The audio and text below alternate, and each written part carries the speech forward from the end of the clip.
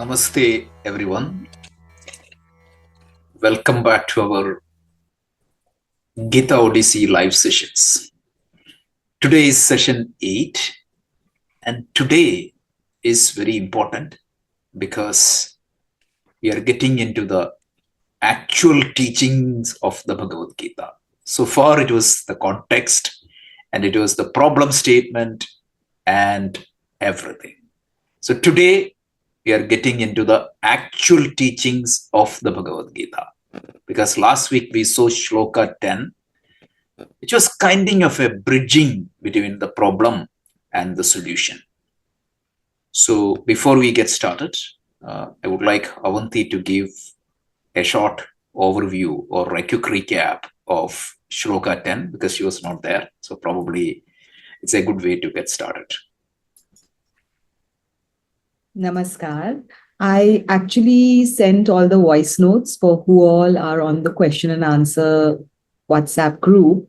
So I've covered everything and Rajesh did a brilliant job of covering Shloka 10. But a quick recap, it is a gap Shloka, a pause Shloka that connects the entire problem statement that has gone on since verse 1, even with whatever Duryodhana babbled, even that is counted in that. So since verse 1 of chapter 1, you should pick up the book. If you don't have this book, First Step into Bhagavad Gita, because the introduction to this is brilliant. It's absolutely brilliant. You'll understand it so well. Why the war? Because now, after hearing Arjuna's argument, you might be indecisive whether this was right or wrong. But when you read this book and how we've explained it, you'll really understand the necessity of the war. So, all of that now culminates in verse 10 when Sanjaya has, in just 2-3 brief lines, he's put together Arjuna's plight, which took so many shlokas and 1 1/4 chapter to explain to us. The contrast between Arjuna's despondency and Krishna's ease, composure, calm is staggering. I mean, if you just look at it, and that's what it tells us, teaches us that no matter what our situation in life, however daunting, if we have the right counsel beside us, and that counsel doesn't have to be in the form of a human being, it could be a book, some teachings that you're hooked onto, your prayer, whatever social service you're doing, whatever it is, something of a higher path, it will get you through that problem very nicely.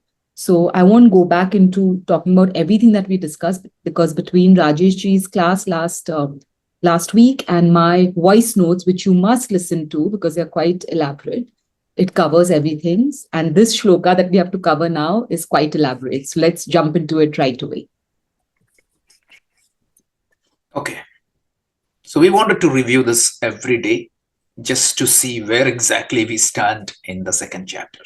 So with last week's session, we covered the first topic of the second chapter. Second chapter has 7 topics. So please keep this in mind so that what exactly is the sequencing will be clear to you. Gita, the beauty of the Gita is unlike any other scriptures in the world. This is very systematic and it flows from one topic to the other, one chapter to the other. Everything is perfectly connected. So that connection is very important. We need to understand that. So we covered the first topic, which is the fundamental human problem through the case history of Arjuna or using Arjuna as a prototype. And now we are moving into the second topic. Now the war disappears. Now, whatever that is teaching, it is applicable to all of us. That's the thing. Before we get into Shloka 11, please keep in mind, last week we said, in the tradition of Sanatana Dharma, there are 2 teaching styles. One is you show that final destination. This is where you are going.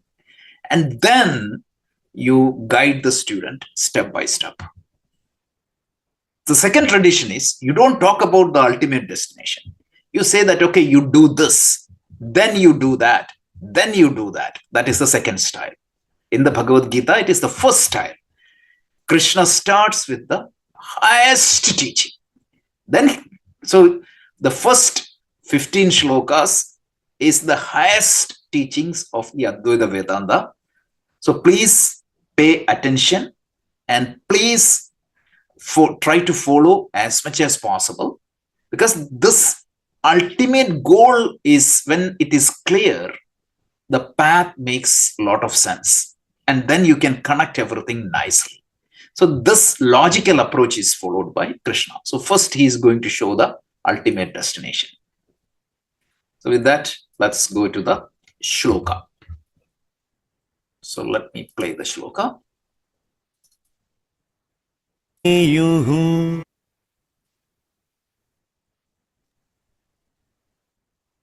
एषः प्रहसन्निव भारत सेनयोरुभयोर्मध्ये विषीदन्तमिदं वचः श्रीभगवानुवाच अशोच्यानन्वशोचस्त्वं प्रज्ञावादांश्च भाषसे गतासूनगतासूंश्च नानुशोचन्ति पण्डिताः. This is the first shloka of Krishna's teaching. Let's try to understand the word by word meaning, and then we will try to see the gist of this shloka, and then we will try to deep dive into this. It may take 1 or 2 days for us to cover this shloka, and it may take some 10 to 15 days to cover the first 15 shlokas. But if you pay attention and if you use the Q&A session to discuss this, it's really worth. This is the essence of Advaita Vedanta. This is the essence of all the Upanishads. So Sri Bhagavan Vacha. Sri Bhagavan said or replied. Please note, Krishna is addressed here by Vyasa as Bhagavan. So the one who is qualified to teach this, that's why that word is used. So that Bhagavan Vacha, Bhagavan said, Ashocyan anvashocastum prajñavadamscha bhashase gataso nagatasumscha na anuśocanti paṇḍitāḥ. So he said, prajñavadamscha bhashase. You speak like a pandita. You speak like a learned person. You speak like an enlightened person. But you're not showing the characteristics of an enlightened person. Because ashocyan anvashocastum, you show extreme grievance, extreme depression, extreme anxiety to a worldly situation. And at the same time, you speak like a learned person. There is a contradiction. Why? Gatasu nagatasumscha na anuśocanti paṇḍitāḥ. So, anuśocanti. Shochanti means sorrow. A prefix is added. Whenever you add a prefix anu to a word in Sanskrit, it means continuous. Atha yoganushasana, the first shloka of the Yoga Sutra. Shasana means instruction. Anushasana means repeated instruction. Anuja is another word in Sanskrit. What is that? He who followed me, he came after me. So anuśocanti means you grieve for a situation which is legitimate. Somebody passes away, you need to grieve. Some situation happens, yes, you will be sad. Absolutely fine. But anuśocanti means what? That sadness get into a kind of like an overwhelming depression kind of thing. Continuous sorrow. You cannot get out of that situation at all. So, gatasu nagatasumscha na anuśocanti paṇḍitāḥ. Panditas, the one learned people or enlightened people, do not get into that anuśocanti mode. They will have sorrow, but they will not have anuśocanti. Even for what? He gives the extreme condition. Gatasun agatasumscha. Nice Sanskrit word. He said Gatasuns means the one who is breathing. Agatasumscha means the one who already stopped breathing. What does that mean? Neither for the living nor for the dead. Neither for what exists nor that anything that get destroyed. The Panditas, the learned people, will not grieve for anything. Meaning grieve means continuously grieve. Not, let's make it very clear. This is the simple meaning of the word. In other words, what Krishna is saying is that enlightened people know how to handle the worldly situation. So what is the ultimate solution of your problem? Get enlightened. That's all the essence of this shloka. Once you get enlightened, you will be able to handle any stressful situation, any pressure, anything that happens around you, you should be able to handle. The key word here is na anuśocanti paṇḍitāḥ. So be a pandita. Krishna is telling all of us. So we need to talk all these things because the word pandit has a totally different meaning in the modern world. That is not what the pandita here means. So we need to understand all those things. But this is the literal meaning. So let's move on. So the first point, this is our one page or one paragraph summary of this shloka. Understanding your true identity. Who you are, what you are, is the solution for all the problem. Because understanding your true identity beyond the body, mind, and intellect is the ultimate solution for all suffering. Look at this. In the first shloka, Krishna gives the solution. That is what I said, like the two teaching methodology. One methodology is you don't tell where you are going. Here Krishna is going to give all the shlokas from now, shloka 11 of the second chapter to the shloka 66 of the 18th chapter. Everything else is guiding us to this direction. Understand your true identity. And that will solve that is the only permanent solution. Everything else is band-aid solution. This is the permanent solution for the human suffering. A person who realizes their essence as Atma. Atma means consciousness. We are going to talk about this in detail. So the person who understands their true identity beyond the body and the mind transcends the perpetual worry. That is the right word. Worrying is okay, but perpetual worrying is a problem. Perpetual worry of life situations. What do? They maintain a balanced perspective, fully engaged in life's challenges, but yet never get affected by that. Finding lasting peace and resilience through that knowledge of the unchanging infinite. So understand the takeaway is there is a solution for all the problem. What is that solution? Understand your true identity. This is revolutionary teaching. Please note, Krishna didn't say that you prostrate unto me, or you do a ritual. He didn't say. He said you go to temple. No, he didn't say that you become more religious. Neither, all these are temporary solutions. What is the ultimate solution? Revolutionary teaching. You know who you are, what you are, and that is going to solve all the problem. Now let's unpack and deep dive into this shloka a little bit more, because every shloka needs a detailed explanation, and try to understand this, because once you get it, it's very easy.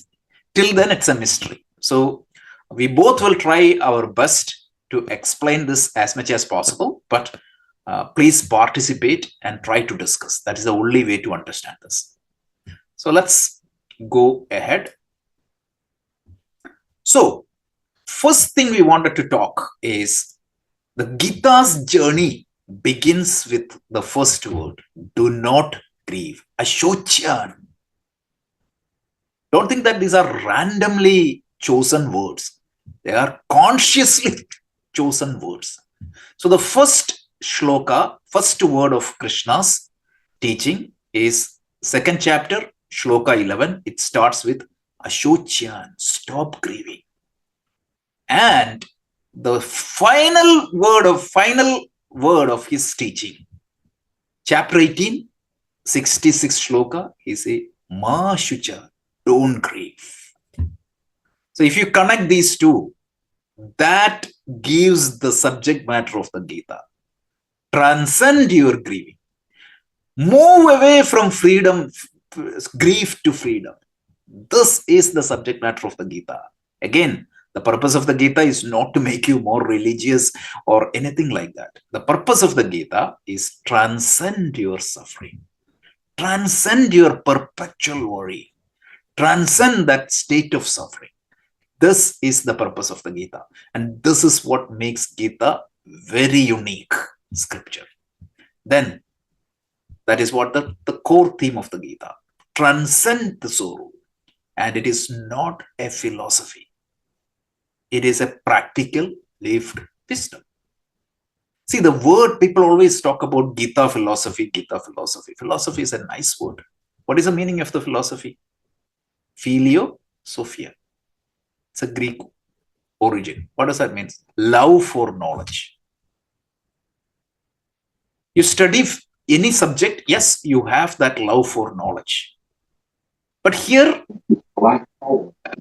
the knowledge is not important. The knowledge is for knowing yourself. This is not an...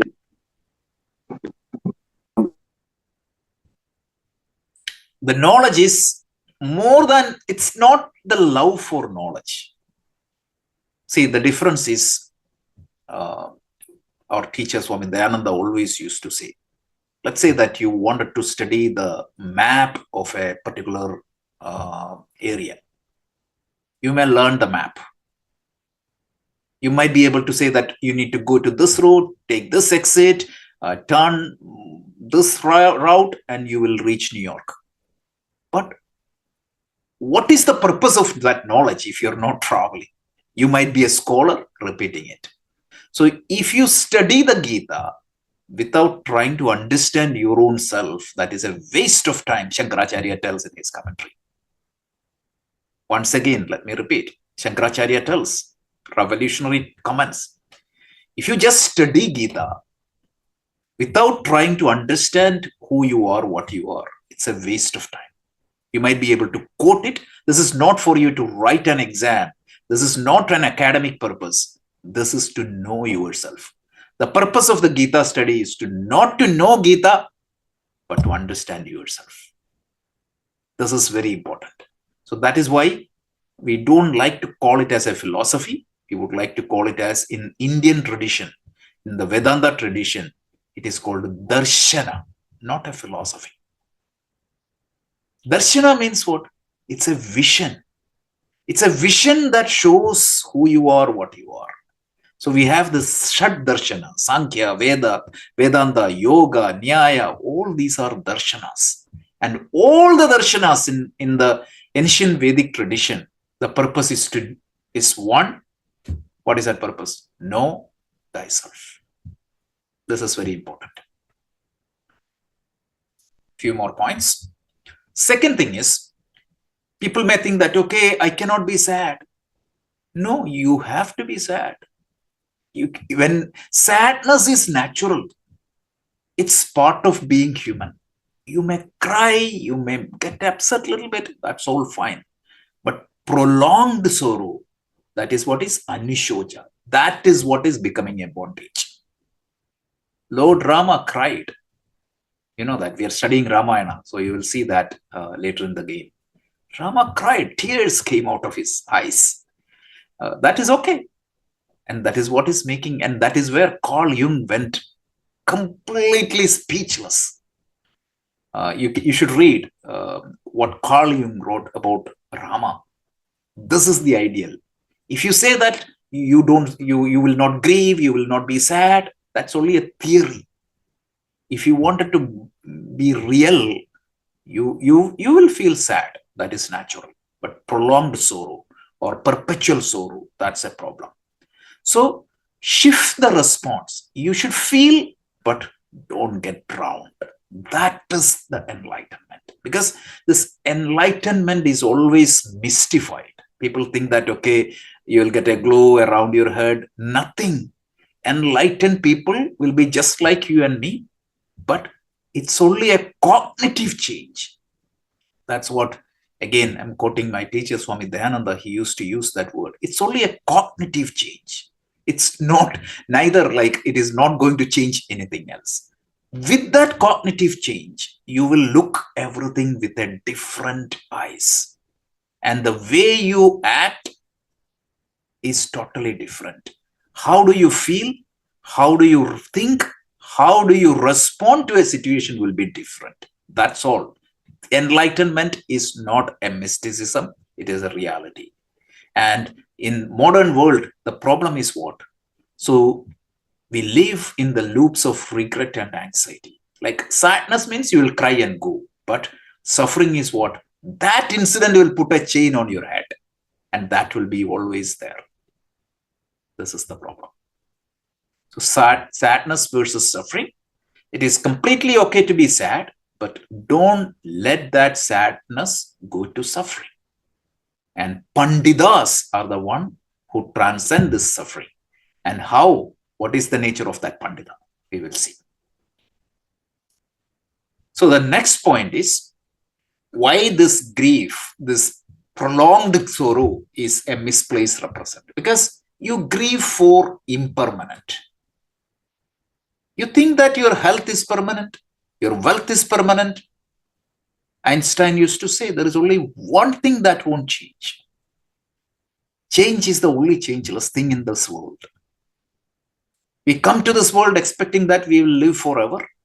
In the Mahabharata, there is a beautiful portion called Yaksha Prashna, where Yudhishthira was asked by a person, what is the greatest miracle in this world? He said, every day we see death, but nobody thinks that I also has to go through that. So we try to see permanence in the impermanent and get sad. And that is not going to happen. Second thing is that we live in this world either with past worries or for the future anxieties. Let me repeat once again. Most of the time we spend either thinking about the past worries or future anxieties. What are you going to miss? The present.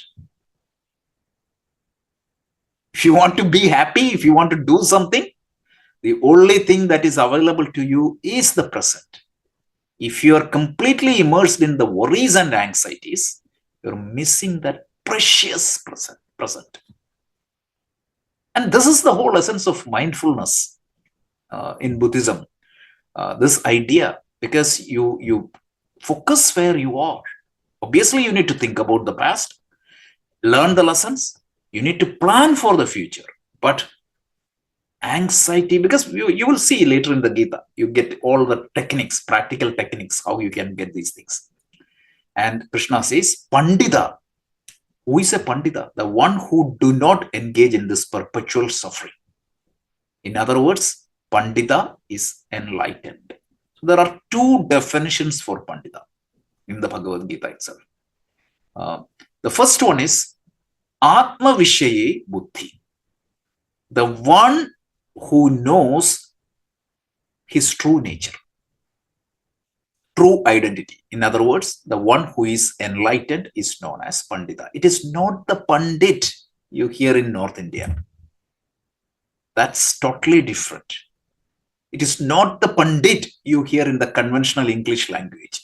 You say, right, he's a like a language Pandit. The Pandit is an English word. It's adopted into English.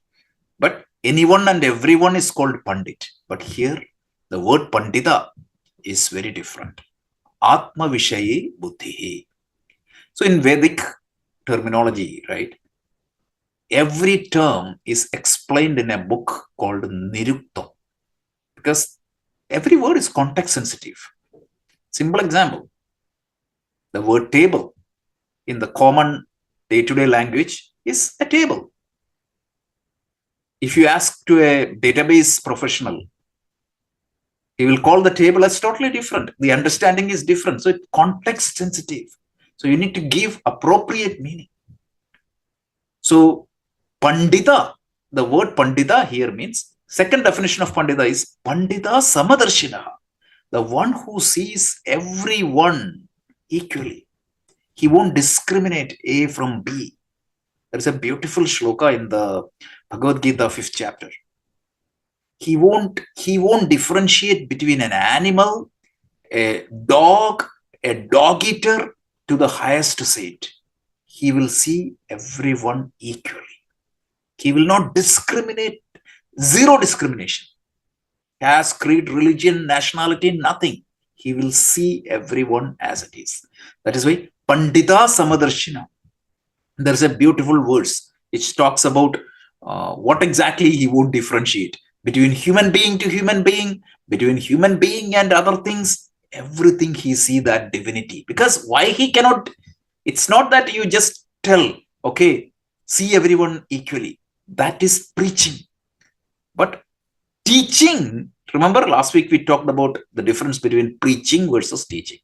Preaching means you tell, okay, you shall see everybody equally. 5 minutes. But teachings means why? Because in everything and every being, you see that divine. When you see that divine in everything, how can you discriminate? My Krishna is sitting here in that poor person. My Krishna is sitting there in that genius. My Krishna is sitting there in that plant. So everywhere you see that divinity, then naturally, obviously, you will not discriminate anything. So this is teaching. And that we need to understand. So Paṇḍitāḥ is the one who knows their identity, who is enlightened, and who won't discriminate from one person to the other. And then the next point is freedom from this grief or suffering. It's not a theoretical approximation, but it is a practical reality. There are hundreds of people who demonstrated this. So in the first shloka itself, Krishna gives the solution. What is the solution? Get enlightened, transcend suffering. Let me pause here. Avanti, you want to add? Of course, we have more points, but let's take turns. Yeah. So much has been covered. Let me see if I can just put the icing on the cake. So let's begin with Rajeshji said that the Bhagavad Gita starts with the highest knowledge. Arjuna is in no capacity to understand any of it, but anyways, it's belted out. And we have to consistently remember that Arjuna is just the reason why the Bhagavad Gita is given, but actually it is for all of humanity. So like we discussed in the Gita Dhyanam, which we did in detail in chapter 1, he was just the calf that elicited that response from Krishna. What does a calf do from a cow? Just takes a little bit of milk and the rest of the milk is feeding the whole community. So it is for us. Now, when at the end of the chapter, like I mentioned in my voice notes also, there's that conclusion in which the Bhagavad Gita is declared as an Upanishad. Now, if you follow especially the more conventional Upanishadic styles, it starts only with direct knowledge, all of them. It will start with Tattvamasi or, just telling you who you are, exactly what Rajeshri is saying, we have to know who we are. It tells you that truth. And then it continues, it waters it down and continues into maybe some actions, even stories to iterate what has been said, reiterate what has been said, that Tattvamasi. Now, why does this follow? Why does this pattern follow like this? Very interestingly, I was taught that time is the most precious commodity that we have as human beings. And especially if we are on the spiritual path, time is the only commodity that we have to prize. And the teachers even were very conscious of this human time that people are given to understand who they are, to get to the truth, to self-realize. So if there's a congregation of people sitting over there, and I start telling long stories and, this is happening and that is happening without coming to the point of what that point is, I could be wasting a lot of time of those people sitting there. So to save those people who are already at the hilt, they just need that little push. They are told the truth first. And some will understand, get up and go. So they're not wasting time with stories and all of that. While there are others who need a little bit more of a push, who need a little bit more, then you come down to the stories and the whole Upanishad is said. So Bhagavad Gita has followed that exact style. If you can understand, like Rajesh ji has said so many times that it is a chapter. If you have to read one chapter, read that chapter. Yes, read that chapter. And perhaps you'll understand, then you don't have to go over the other chapters so, diligently. But there are many who will not understand. 99% will not understand what the crux of the Bhagavad Gita is in chapter 2. But for that 1% who will understand, the highest is belted out right in the beginning. And then for those who need more tutoring, it goes on, it goes down, it follows the whole course down. Now, when he spoke about the word anuśocanti is, let's connect it back. We have to keep connecting each class to the other class. Don't grieve. That grief he was talking about, he spent such a lot of time in the last class talking about the second arrow. So this word perfectly explains that second arrow that Buddha was talking about. The first arrow is inevitable. Somebody is dead. I am going to grieve. Yes, that's the first arrow. I feel the pain. I cry. I grieve. It takes a month. It takes maybe even a year. But to sit with it forever and ever and ever is that second arrow, which the Bhagavad Gita says is the obstacle between us and our transcendence. So that we have to be mindful about. Why shouldn't Arjuna especially grieve? We did try to go into the details of this in the book, but we decided to leave it out because it would kind of, if for a person who's not attending the class, it would confuse that person. So let me bring it up over here. That why shouldn't he grieve? Few points, some are quite obvious, that understand the inevitable. Every single person, what is born will ultimately die. It's very curious if you just think about it. All our birthdays, we clap hands, blow candles, blow balloons, and are so excited it's our birthday.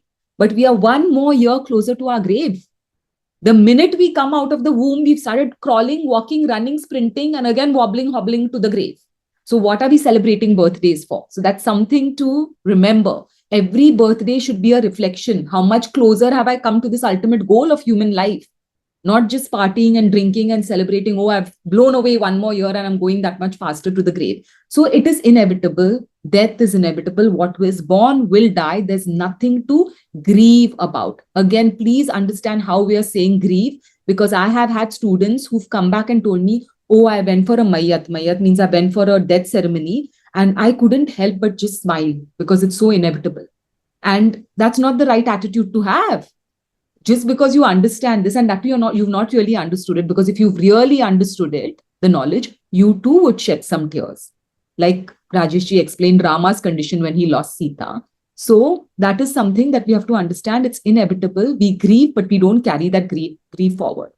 He already said death is the only constant. Change is the only constant. In Hindi, so beautifully it says, Parivartan niyam, sansar ka niyam hai. That is one law of life that cannot be changed. We are all changing every single moment. I've spoken about Janaka, my ideal and inspiration. I will send another poem through the voice note of another king. He's a Western king who had that same ability to allow things to pass. And even when we're looking at grief, please don't only think grief. Please look at the other side of the coin, even joy.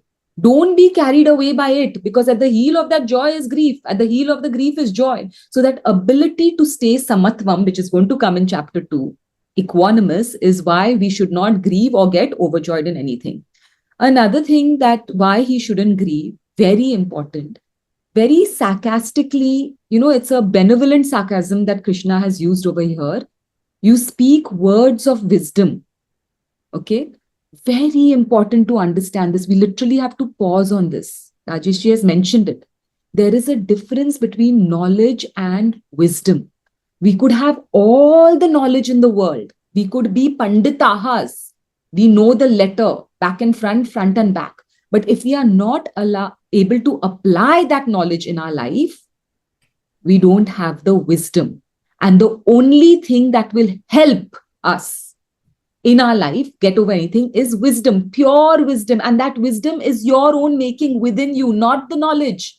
You could have attended classes, and I have seen people who have attended classes for 50 years. They've been founding members of organizations that run classes, and they're nowhere close to wisdom. Their own life is in shambles. There's a joke in New York, every shrink has a shrink.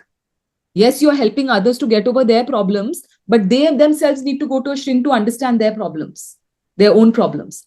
So it doesn't matter how much knowledge you have, how many classes you attend, how much spiritual work you do. If in the shambles of your life, you're not able to rise like a phoenix, that knowledge is useless. And I didn't know what Rajesh ji shared, that Shankaracharya said it's a waste of time.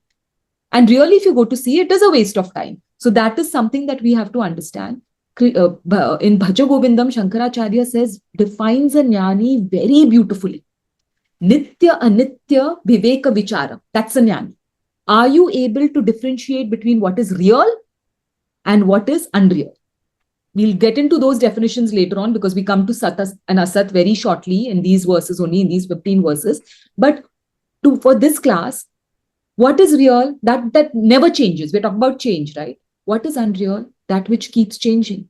So if you can understand the difference between what is real, what is unreal, stop grieving over that which is unreal, because whether you like it or not, it is going to continuously change. Only then are you wise. And Arjuna feels he's given so many long lectures on different things, but none of it is wisdom, because he doesn't know the basic, that what is inevitable cannot be grieved over. And the final thing, what Krishna uses, they don't deserve to be grieved over. You understand? They are standing on the lines of the enemy lines. They don't deserve it. And that is the human paradox, the human dilemma. Most of the time, we are grieving over things that are not even good for us. That is the fact. If you understand that, you'll see how much of your prana you are expending in rubbish. At least to grieve for the right things, it's okay. And you'll say, no, but this is right. He's grieving for his loved ones. Where are the loved ones standing? Again, parenting comes in over here. Is that if your child is going wrong, you have to punish. Spare the rod, spoil the child. It's a famous saying. So to grieve over something that does not deserve to be grieved over, that is the climax of Krishna's teaching over here. They don't deserve it. First of all, he says, even if you're deserving, you cannot grieve, because it's part of the change, the process of change. But this is not even deserving. So please do not grieve. There are a few more points, but I think I'll cover after Rajesh ji shares his next points. And then we can wrap it up nicely. Yep. So the word enlightenment, the moment you say, people think that that's not for me. That's only for Shankaracharya, Ramakrishna Paramahamsa, Vivekananda. That's not. It is accessible to all, everyone. So the adhikaratum for enlightenment, as long as you're born and you have your some thinking capacity, you can achieve that enlightenment. So Krishna wanted to burst this myth. So look at where he is giving the advice in the battlefield. So just wanted to call that out. Very purposefully that is selected. It's not given in the caves of the Himalaya, not in a serene place, but in the most dynamic field of life. This is relevant to everyone and can be achieved by here and now. So when Krishna said enlightenment is the solution, please don't think that that's not for me. We all can get even closer to that. Even as you go closer, you see that problems are getting solved. So you all heard the 80-20 rules. Even the 20% progress in this path is going to solve 80% of our problem. That is very important. Second chapter, Shloka 40, he tells, Solpam apyasya dharmasya trayate bhayado mahad. So that's one more point.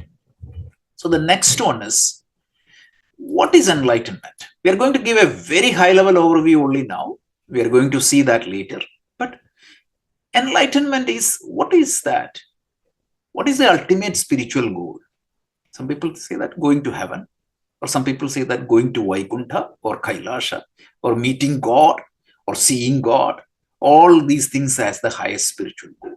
No, that's what the biggest point here. What is enlightenment? Let's try to think through that in a very, very simple way. Right now, if you close your eyes and think who you are, what you are, you identify yourselves with the body and the mind. I was born on this day. My name is this. So we identify ourselves with our body, mind, and intellect. But Gita comes and tells us, yeah, they are part of you. They are instruments given to you, but you are beyond that. So you have a body, and that body is going to determine the way you express in the world, the way you known to the world. Everything is through that body, mind, and intellect. But you are beyond that. Yourself, or the Atma, or yourself, is subtler than the body and the mind. Brilliant example given by Shankaracharya. This one example is going to make this point very clear. Swapna Drishtanta, or the dream analogy. Imagine that you got a cut, a big, serious disease for your body. What exactly you are thinking in the dream? I'm gone. But when you wake up, you realize that it was not you. But while you were dreaming, you identified with a dream body. You thought that a cut to the dream body is a cut on me. A hit you get in the dream body is a hit on me. But when you realize, you identified that as not the real identity. Yes, I had an identity in the dream through that body, but the dream is over, but I transcended the dream. So like that, I have an identity at this time, at this place, through the body and mind. But don't think that you are completely confined to this identity alone. Once this identity is over, you survive. What exactly survived from the dream to the waker? It is the consciousness. The dream body is gone, dream mind is gone, but you survived. So like that, the self is subtler than the body and the mind. So what is enlightenment? Very simple definition. Shifting your identity from the body mind to the consciousness. That is what is enlightenment. I know that it is you're adding too much things into your head right now, but this is what is expounded in a step-by-step manner. Imagine that dream example. In the dream, I thought, this is me. This body is me. And I was so much worried when the body got some serious issue. But when later point of time, I realized what? That body was not me. Yes, that body was useful to me, but that is not my complete identity. Now, this is the brilliance of Shankaracharya. He is the one who came up with this beautiful example. There is a certain type of dream called lucid dream. Some of you might be familiar with that. So, what is the definition of the lucid dream? You are in a dream, but you know that you are dreaming. That is called lucid dream. So, if you get into a lucid dream, if you get into a biggest problem in the dream, in the dream space and dream time, problem is there, but you know that you are not that much grieving. Yes, there will be challenges in the dream, but you will not have that perpetual suffering in the dream. After all, you know that I will transcend the dream. So enlightenment is like having a lucid dream in this world. So you are living here, but you know your true identity. You know that this body and I go beyond this body and mind. This is called enlightenment. That's it. So a shift in identity from the body mind to the consciousness in you. That is what is our enlightenment. What is consciousness? We are going to see in the upcoming shlokas, but at this point of time, this is good enough. You want to add anything? So A simple definition of enlightenment. That's what we're trying to do. So I wanted to add in the last thing only when Rajesh ji said, the only solution to all our problems is enlightenment. I wanted to say, please don't pack your books and go, because you would say, oh my God, enlightenment, that's not happening. This is no point. There's no use of these classes. So enlightenment in the mortal world, please understand this, write this down somewhere. It's not all or nothing. Especially for us grahastas, it is not all or nothing. I'll give you an example. Suppose if I go to the poorest section of Dharavi, which is one of the biggest slums in India, and I tell a beggar that over there, beggar means he's not even like completely no food to eat, nothing. I tell that person, I'm going to give you $1 million, US dollars. Okay. And I'm going to start giving you kishton mein, in installments. That person is going to be completely amazed and completely happy. And I start giving the installments. With every installment that I give, his life is going to improve, or her life. Let's not be gender specific here. Their life is going to be, we've been very careful with that in the book. Please commend us for that, of not using gender at all. It was very hard to do it, but we've done it. So their life, it starts increasing by degrees. They've come out, they have a house, they have, how it would go from poverty to getting some money, how you would progress. In fact, a lot of us are from that rags to riches story also, not actually rags, but we've made it from scratch. So you know how it goes. Now, suppose if after I've finished I've finished most of my installments and I tell this person that I'm sorry, I can't give you the $1 million. You'll just have to make do with $850,000. Do you think he's not gained anything in how much he has received? It's been a dramatic change in his life. Dramatic. He's nowhere. They are nowhere where they used to be. And so it is with spiritual knowledge. Please understand. Kinchita. In Bhaja Govindam again, he says, Bhagavad Gita, Kinchita Dita. Understand one point in Bhagavad Gita properly. Grapple it to your soul, and it will be a dramatic difference in your life. This is the Shastra's promise, and this is my experience. Okay. So enlightenment is not in kind, it's in degrees. The closer and closer you get to the truth, the closer and closer you get to understanding the subject, there is an automatic grace. Grace, something that Arnab keeps asking about in many classes. What is grace? What is grace? That grace of sticking with the subject, it starts working and you see a dramatic transformation, which even you have not initiated within yourself. So it is not all or nothing. So we will get solutions to our problems the more and more we understand the subject and implement it in our lives. Again, our idea of enlightenment is an orange robe, a rudrakshamala, or a white robe, and some big bindis and all of that. That is why we don't understand that we are capable of it. The minute we look at that picture, we say, oh my God, I can't do it.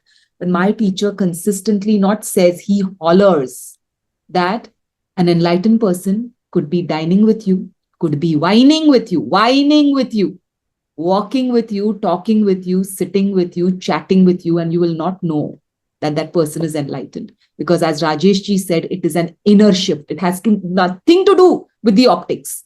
Absolutely nothing to do with the optics. And again, what my teacher says, for Sachin Tendulkar to be appreciated, it needs truly appreciated. It needs a Sunil Gavaskar. Okay. We might go and see, oh, he's hit a sixer. Wow, Sachin. Oh no, he's got out on duck bars. Bad Sachin. But a Sunil Gavaskar will understand that one swirl of the bat that got him out at duck was a phenomenal swing of the bat. We will not understand it. We are just looking at optics. So to understand enlightenment, we have to be on that path of enlightenment. We don't have to be fully enlightened. But what, just to sit back and think from this class, if there's no other takeaway, what are we throwing ourselves at the feet of? We see a robe, we see some great oratory, we see some, whatever, and there we are, prostrate. Has it made any impact on your life? Whereas somebody who's coming to clean your house could come and tell you something, and this has happened to many saints. Somebody on the road has told them something and they have, gone up in degrees with their understanding of life and existence. So question, what am I throwing myself at the feet of? Please question again and again. Another thing I want to bring up over here about enlightenment is, again, Rajesh said, nothing changes. There's that famous quote, I think it comes from the Buddhist sect, or I don't know where, I'll check it up again and get back, but it says, before enlightenment, chopping wood, making fire. After enlightenment, chopping wood, making fire. For a housewife, it would be, before enlightenment, washing dishes, doing the laundry. After enlightenment, washing dishes, doing the laundry. There is no dramatic change outside, but how I wash my dishes, how I do my laundry, how I chop my wood, how I make that fire, that is what changes. And that is something that you will know and that the universe will witness. Also, Nisargadatta Maharaj, I don't know whether you all have heard about him, one of the greatest saints coming from Mumbai. I Am That, his famous book. If you haven't read it, Rajesh Menonji has offered that he has all the books on you don't even have to buy it. Please pick up I Am That. It goes very well with our study of the Gita, everything that Nisargadatta Maharaj says, and it's a very nice read. You can lie down and read it. It's not a study book. It could be a study book, but it doesn't need to be in that. So that Nisargadatta Maharaj, he was born to I will use the word, I don't like to use the word, but in India, the servant kind, who actually come in India to wash your toilets and all, he comes from that family. And he was a beedi maker before he got enlightenment. Nothing changed. Nothing changed. He was as ordinary as you could. If somebody saw him, they wouldn't even know that he's enlightened. But the knowledge he has given, I beg you, please read I Am That. It is a phenomenal book. Very easy read. You will not believe that such a person has given that knowledge. And he didn't do any dramatic change in his poshak. He used to eat mutton all the way because that's the family he came from. And in that family, they offered mutton to goddess Durga. No change. So it's not a bahirangi change that you're looking for with enlightenment. It is all internal. And it is a great gauge. That's one more thing I wanted to say. When Rajesh ji was talking about, those in the later chapters, it comes that there is no differentiation. Your ability to be samatvam, to see a cow, a dog eater, a pandit, all of them in the same light. In chapter 6, again, it comes. He who considers a lump of earth, a stone, a gold, same. That samatvam that comes. That's a good gauge to see how much you have spiritually evolved. Are you able to see the samatvam in everything? That does not mean, my God, students misunderstand this so badly. Their worst enemy, they say, oh, now I've learned the Bhagavad Gita, I have to see samatvam, I have to see same in everything. They go and hug and they get beaten down again. Please, it does not mean that. It means address the person as it is. If you are looking at a lion, please treat it like a lion, keep it in the cage. But there should be no animosity coming from you. Krishna over here is telling Arjuna, get up and kill all these people in front of you. In chapter 12, he is talking about the highest devotees, the highest bhaktas. He's talking about those who are dearest to him. The first quality, like Rajesh said, it's nothing to do with light a diya, go to the church, go to the temple, nothing. The first quality is Adveshta Sarva Bhutanam, hate no one. He is being given the instruction, kill this person. And then the next instruction is without hate. If you can understand this, if you can join these two wires, you'll understand what this samatvam and what this seeing same means. That you address people as they are. If they are scoundrels, address them as scoundrels. Krishna cheated left, right, and center to kill all those people who could not be killed, whether it was Dronacharya or whether it was Karna. But there was no hate. The reason, the intention was right behind that. So that is another gauge, that are you able to address people the way they are without that hate, without that second arrow, without that grief? Are you able to do that? More and more and more, you're on the right path. Okay, so we'll conclude with the reflective prompt. This is such an important prompt. when faced with personal loss or disappointment, can you differentiate between natural sadness and prolonged suffering? If at all you got into that prolonged suffering, does the latter help you in reversing the loss? How long will you allow the suffering to obstruct life from flowing forward and look forward to what lies ahead? Contemplate upon this. This is very important. And the quote today is, grieve not for what changes, embrace the eternal within. This is the quote. So, quick recap of this shloka. The teaching begins here from Ashocyan and Nashojatam to Ma Shuchaha. The core message of the Gita is how to transcend this perpetual suffering and sorrow. That is the message. That itself is a very positive note. Then, like wisdom versus grief. Na anuśocanti paṇḍitāḥ. The wise don't get into this perpetual suffering. And we talked about the difference between sadness and suffering. Spirituality in the battlefield, because enlightenment is applicable to everyone, everywhere, not just Indians, Hindus, or monks, or anything like that. Enlightenment anyone is eligible for that. Know thyself, because the real freedom or the real solution from all the suffering is knowing yourself. And enlightenment is nothing mystic, not going to heaven, not seeing Krishna or Shiva or anything like that. It is an internal shift, changing your identity from the body, mind, sense to the Atma, which is the consciousness. So it's only the test dose trailer. More to come next week. Next week, we are going to see, Krishna said, no situation in this world or nothing, gatasu na gatasumscha nas anuśocanti paṇḍitāḥ. Neither dead nor living deserves perpetual suffering. Should be the cause for perpetual sorrow. Why? That is explained in the next shloka. So with that, we will do the closing prayer, and then we can have like few questions.